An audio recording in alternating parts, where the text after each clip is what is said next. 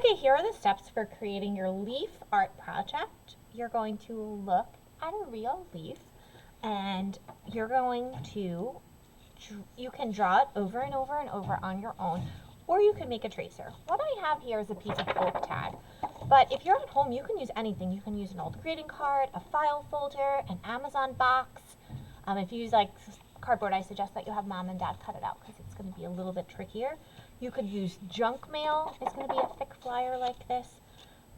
So what you're going to do is make sure your leaf that you're drawing is at least 3 to 4 inches in length. 3 inches is the minimum. This one's about 3 inches. I'm going to draw this leaf a little bit bigger so it's a 4-inch leaf. So first I'm going to start with my center line, and then I'm going to look closely at the shape and make an observation. The top of the leaf is quite pointy, so I'm going to draw that in. And then the leaf is about 2 inches wide, and I made mine an inch bigger, so I'm going to make my leaf 3 inches wide. Now the widest part is kind of in the middle, so I'm going to make a mark at about halfway up and 1.5 inches on either side. Now what I'm going to do is I'm just going to simply kind of connect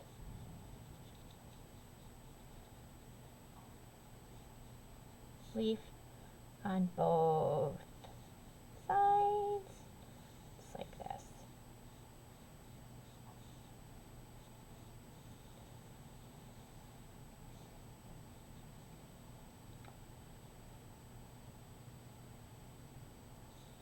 Okay, that's all I have to do. I don't have to draw the veins on this. You certainly can if you want to.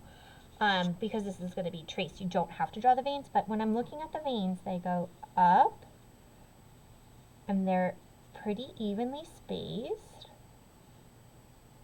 They all go up at the same angle. And then they're balanced, but they're not symmetrical. They're not the same on both sides. They're just a little staggered. So that's an important detail. And one more here. Perfect.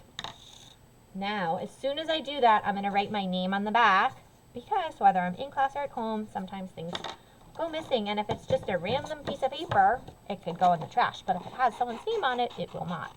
So now I'm going to cut it out, following the outline, taking my time. This particular leaf is a very easy leaf to cut out. If you're working with an oak or a maple, this would be a much more involved process.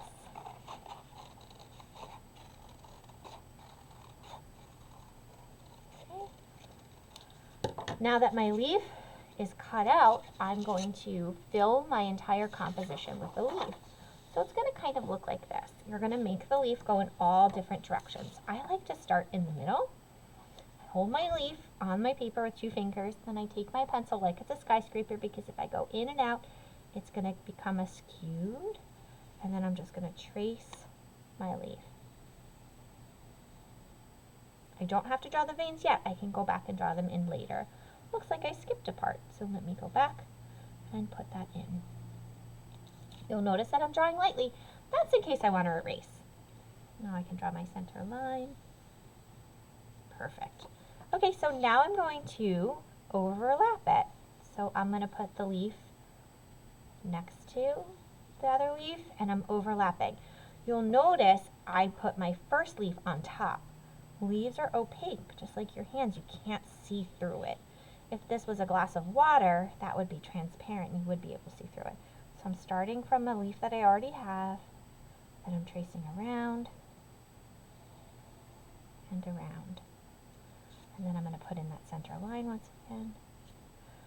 Maybe this one is going to go this direction. Oh, this is fun.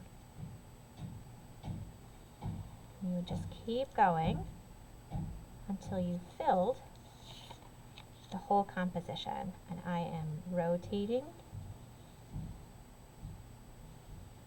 the leaf as I go.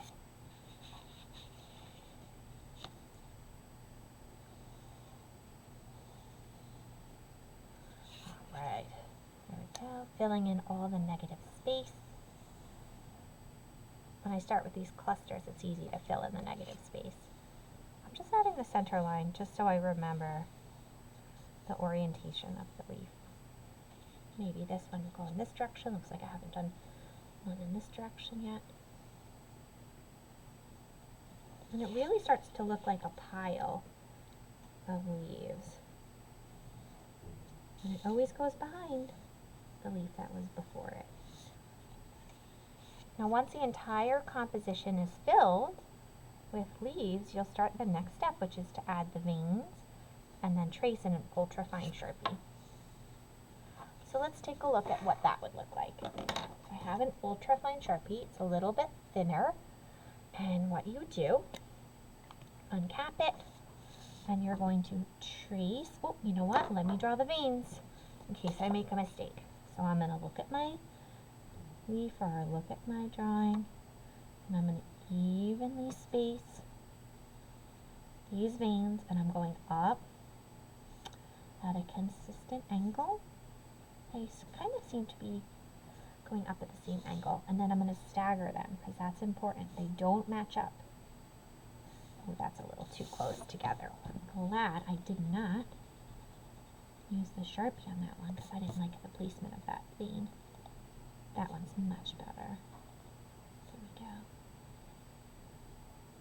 Now, things in nature are not symmetrical, but they are balanced.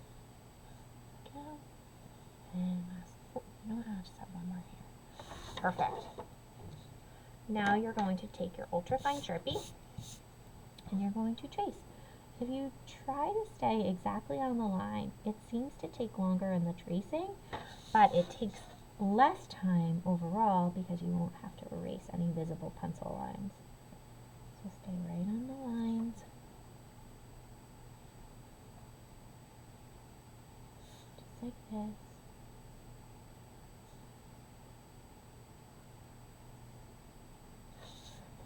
Trace the veins. Oh, I should probably trace the center vein first. When you're tracing in a Sharpie, try to imagine that you're gliding. Maybe you're sledding down a hill or ice skating, because when you stop, it makes a puddle. I have to turn the paper when I'm working. Go here.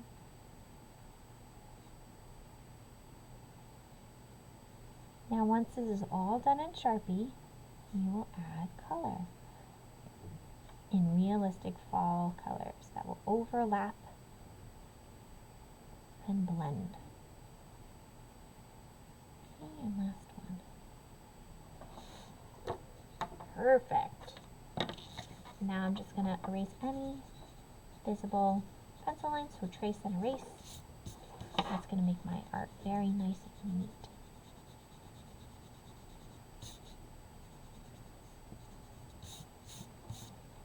There you go.